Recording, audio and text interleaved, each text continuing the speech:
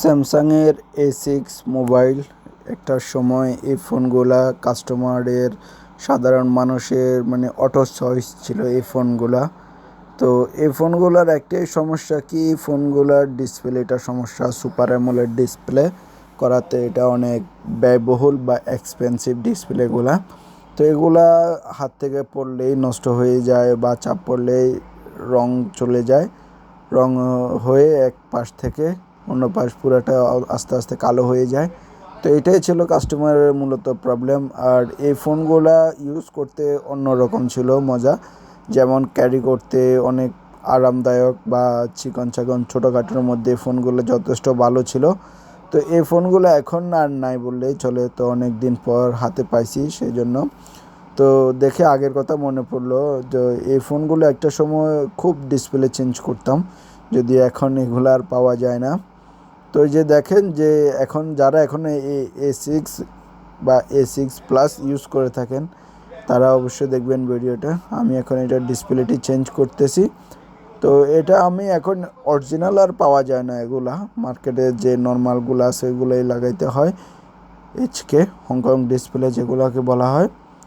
তো এই ডিসপ্লেগুলো মোটামুটি ভালো, যে আহামরি ভালো তা কিন্তু না, কোনোরকম চলে আর কি। এই যে দেখেন আমি খুব সুন্দর করে পরিষ্কার করে নিচ্ছি, পরিষ্কার করে ডিসপ্লেটি লাগাবো, যেহেতু করে আপনার ডিসপ্লেটা ফিটিংটা অ্যাকুরেট থাকে। তো ফিটিং অ্যাকুরেট থাকলে অনেক সময় অনেক সুবিধা হয়, দেখতে সুন্দর, টাচ অ্যাকুরেট কাজ করে বা খুব তাড়াতাড়ি ভেঙে যায় না। তো ডিসপ্লেগুলো ভালোই চলে, সেজন্য এই যে দেখেন আমি এটাকে অন করে নিচ্ছি। A6 কত সুন্দর একটি ফোন স্যামসাংয়ের। তো এই ফোনগুলা ইউজ করার মজাই অন্যরকম। এই যে দেখেন ফোনটি চালু হয়ে যাচ্ছে। তো এই ফোনগুলার যে ডিসপ্লেটা একবার নষ্ট হয়ে গেলে অরিজিনালটা তখন আর খুঁজে পাওয়া যায় না, তখন এই মার্কেটেগুলোই লাগাতে হয়, যদিও আগে ছিল এগুলো অরিজিনাল পাওয়া যেত। আর এই ফোনগুলা খুলতে যায় কত ডিসপ্লে যে নষ্ট করছে টেকনিশিয়ানরা, একমাত্র টেকনিশিয়ানরাই ভালো জানে, বুঝতে পারবে।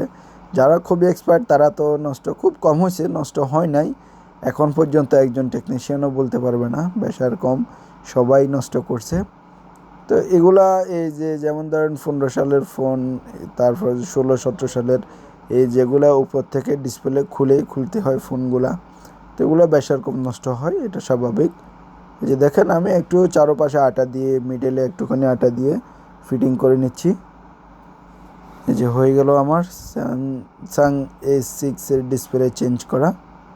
ভিডিওটি শেষ পর্যন্ত দেখার জন্য অসংখ্য ধন্যবাদ। এই যে একটা প্রোটেক্টর লাগিয়ে নিচ্ছি করার আগে, রাবার পেঁচানোর আগে।